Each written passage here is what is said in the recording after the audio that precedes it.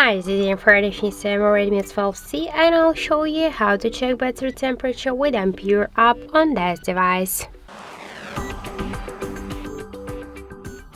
So first we should get the Ampere application from the Play Store. That's why in the search bar enter the Ampere. And now we should get this application. That's why tap to install and wait a couple of seconds. After that we should just tap to open the app.